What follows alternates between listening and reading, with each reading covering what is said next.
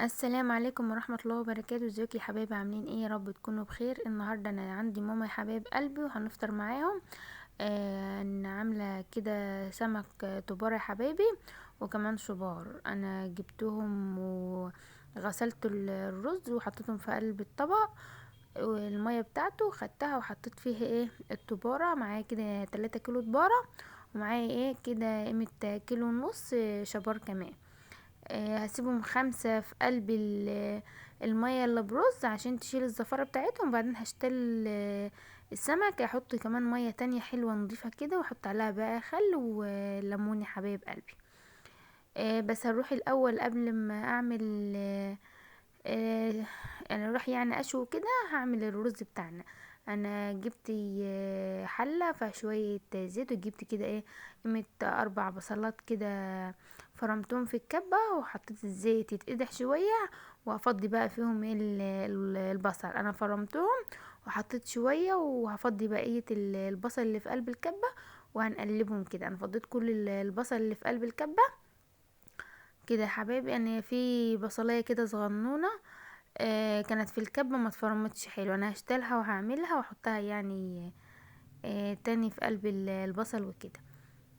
انا دلوقتي كده اشوح البصلة كده. انا عشان البصلة انا عاوزاها مصفرة، ما تكونش فاتحة ولا تكون غامقة يا حبايب قلبي. هي دلوقتي كده لسه فاتحة، انا عاوزاها مصفرة كده شوية.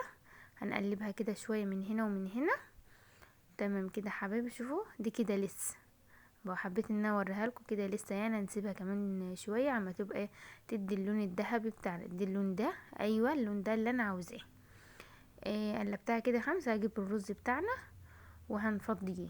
هفضي كده شويه، وهقف شويه وبعدين افضي كل كميه الرز بتاعنا يا حبايب قلبي. انا فضيت الرز بتاعنا كده كله.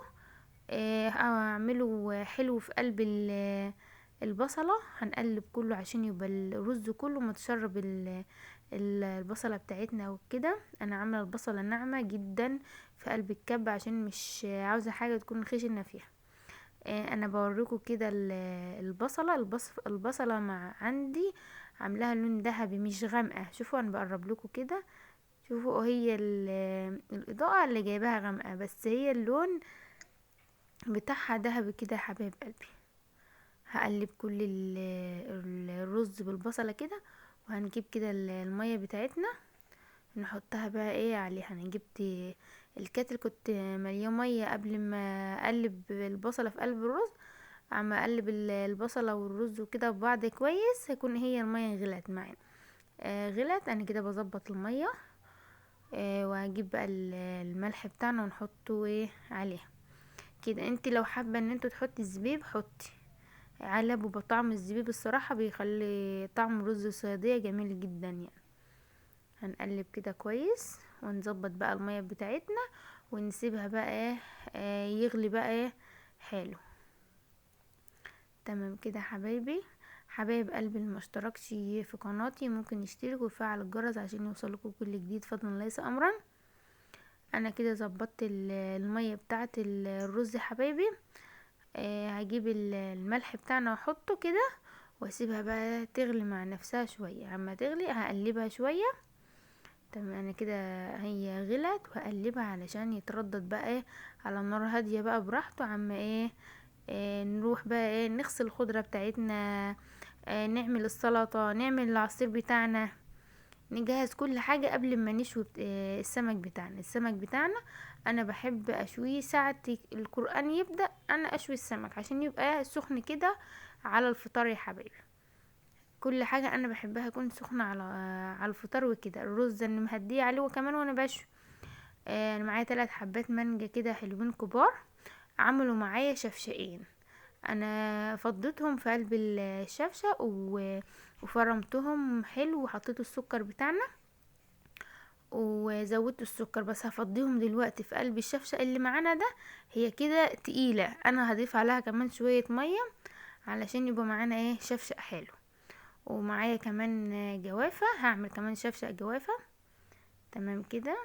انا كده ايه عملت العصير بتاعنا. شوف انا زودته مية اهو، بقى حلو خفيف كده وحلو يعني ايه اللي انا عاوزاه. وكمان عملت شفشق كده جوافة.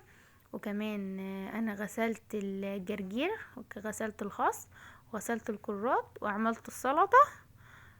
قلت اما اجهز كل حاجة قبل ما اروح على الشوية وكده، عشان اجي اجهز على طول الفطار.